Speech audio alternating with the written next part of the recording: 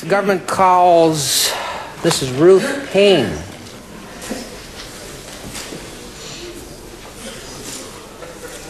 If you would, please, if you'd come forward, come through those doors, come up here and take the witness stand, if you would, please. And tell us your name. I'm Ruth Paine. Mrs. Paine, your occupation, ma'am? I'm a school psychologist. I work with school children. You're aware, Mrs. Paine, that I'm going to be asking you questions today about your relationship with Lee Oswald and his wife, Marina. Yes. Though the events about which you will be testifying happened many years ago, are they still relatively fresh in your mind? They're very fresh in my mind. And is that because of the historic importance of what ultimately happened? Well, yes, certainly that. And it was a major national tragedy and a personal tragedy for me. When the president was murdered? Yes. When is the first time you met Lee Harvey Oswald and his wife, Marina? It was in February of '63. I met them at a party in Dallas. You were aware that Marina was from Russia, and Oswald, who had defected to Russia in 1959, had met and married Marina in Russia? Yes. Did you speak Russian at the time? Yes, I did. Did you develop an ongoing friendship with the Oswalds? Yes, I did. Well, with Marina. More. In your association with Marina, did you learn whether or not her husband encouraged her to speak English? No, he didn't want her to speak English, which I felt was very restricting and unfair on his part. He spoke to her and their daughter only in Russian. That's right. In March of '63, did you learn that Mr. Oswald wanted Marina to return to live in the Soviet Union? Yes, she told me that he wanted her to go back. And during your contact with Marina, did you discern that she did not want to go back, that she liked America, wanted to stay here? She wanted to stay here very much. She did not want to go back to the Soviet Union. Okay. In April of '63, did Mr. Oswald leave for New Orleans to find work? Yes, he'd lost his job and he went. And did Marina stay with you pending her husband's getting settled in New Orleans and calling for her to join him there? Yes, that's right. I suggested that she stay at my house until he could call after he'd found work. Did you drive Marina and her daughter to New Orleans to live with Mr. Oswald? Yes, after he called. Mm-hmm. In July of '63, did Marina write you a letter from New Orleans informing you that it looked like she was going to have to go back to Russia? Yes, that's when I actually wrote a letter saying that she could stay with me if she wanted to. Did Marina, in fact, come to live with you?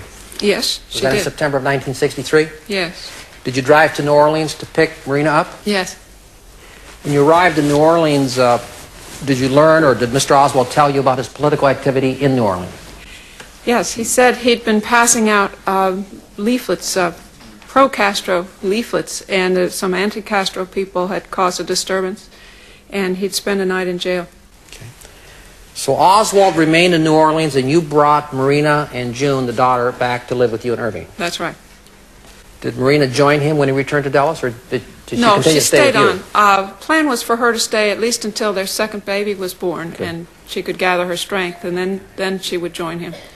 Mrs. Paine, I believe you had something to do with Mr. Oswald beginning to work at the Texas School Book Depository building. Would you tell the jury about that, please? Surely. Marina and I were having coffee with the next-door neighbor about a week after Lee had come back to the area, and he had trouble all that week trying to get work. And another neighbor who was there said that her brother was working at the Texas School Book Depository, and he had mentioned that they may have more openings there. So I called the School Book Depository and talked with the personnel director there, and he didn't say whether there was an opening, but he said that the young man I mentioned to him should apply in person, and told Lee that when he called at the house, and I guess he did apply the next day and got the job. He was quite elated about that. Okay, now between mid-October 1963 and November the 22nd, 1963, the day of the assassination, would Mr. Oswald visit his wife Marina at your home? Yes, he'd come out on weekends regularly. Did he ever deviate from that pattern? Well, just the weekend prior to the assassination, he did not come out. Okay, but whenever he did come out to visit Marina, it was always invariably, without exception, Friday night, and then he'd go back Monday morning. Is that correct? After he's working, yes. Mm-hmm. Mrs. Paine, on Thursday, November the 21st, 1963, did anything unusual happen with respect to Mr. Oswald? Well, yes, he came out that night, and it was the first night he'd come out on a weeknight, and it was the first time he'd ever come without asking permission. And you were surprised? I was very surprised, yes. Was Marina a little embarrassed and surprised that... She was, yes. She said to me, she apologized for his not asking whether he could come, and she expressed her surprise. To the best of your recollection, when did you first see him that Thursday evening? I saw him, it was about 5:30 in the evening. I had just gotten back from grocery shopping, and he was already there. They were on the front lawn talking when I arrived. Okay. Do you recall saying anything to him as you entered the home? Yes. What did you say to him? I said, our president is coming, and I was very excited about it. He didn't really reply. He sort of brushed on by and said, oh yeah, this was in Russian. He said da or what? Yeah. Mm-hmm. Would you please relate to the jury what took place thereafter that evening? Well, we had dinner as usual, and then I washed up the dishes, and my usual routine was to put my children to bed, reading them stories and so on, and took most of the evening doing that. Around 9 p.m., do you recall what you did? Yes, at 9, when my children were tucked in for the evening, I went into the garage to paint some blocks that I had made for my children. When you entered your garage around 9 p.m., did you notice anything unusual? Yes, the overhead light was on when I went in. And you hadn't been in the garage earlier that evening? No, I had not. Were you under the impression that either Marina or Mr. Oswald had left the light on? Doubt seriously it could have been Marina. She was very good at turning out the lights if she ever went in there, and there was, and then I could hear her moving about. I knew where she was during the evening. So as I walked into the garage and found the light on, it was my clear impression that Oswald had been there and left it on carelessly. But you did not physically see him enter the garage? No, I did not. There's been testimony at this trial from Mr. Frazier that Mr. Oswald told him that the reason he came to your home that Thursday night was to get some curtain rods from you. For his room on Beckley Street. While he was at your home, did he ask you for any curtain rods? No, he didn't. Did he ever at any time ask you for curtain rods? No. Was there any discussion between you and him or you and Marina about curtain rods? No. Now, you in fact did have some curtain rods Yes. in the garage, is that correct? In the garage, yes. After the assassination, they were still there? Yes, that's right. Mrs. Paine, at noon hour on Friday, November the 22nd, 1963, the day of the assassination, were you at your home? Yes. Did you become aware during the noon hour that the president had been shot? Yes, it was announced on television that he'd been shot. What did the announcement say? Well, just that he'd been shot, and then a little bit after that, they said that they thought the shots had been fired from the Texas School Book Depository.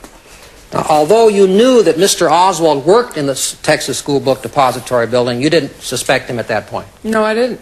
No. What is the next thing that happened pertaining to the assassination? Well, the next thing, they announced on the television that the president had died, and very shortly after that, there were 6 officers that came to my front door from the Sheriff's Department and Dallas Police Department and asked to come in. They went to search the home? Yes, they did. Did they eventually search the garage? Yes, they went pretty immediately to the garage. While in the garage, did the officers ask you if Oswald had any guns or weapons? One of the officers asked if he had any guns, and I said no. And then I translated the question to Marina, who said yes, that he had a gun. And she indicated a blanket roll on the floor in the garage, pointed to it. When Marina pointed to the blanket in your presence, did the officers check to see if the rifle was still in the blanket? Yes, he picked it up and it bent over his arm, limp, like a rag. It was clearly empty. Did Marina move out of your home after the assassination, ma'am? Yes, she did. Mrs. Paine, did Oswald leave his wedding ring behind for Marina on the morning of the assassination? Well, a few days after the assassination, 2 men from the FBI came out saying that Marina wanted his wedding ring, and I didn't know just where to look, but we looked in the bedroom and found it in a teacup there on the dresser. Did the thought occur to you that his leaving the wedding ring behind with Marina on this occasion may have been in the nature of a farewell? Well, yes, it occurred to me that he may have felt she wouldn't see him again.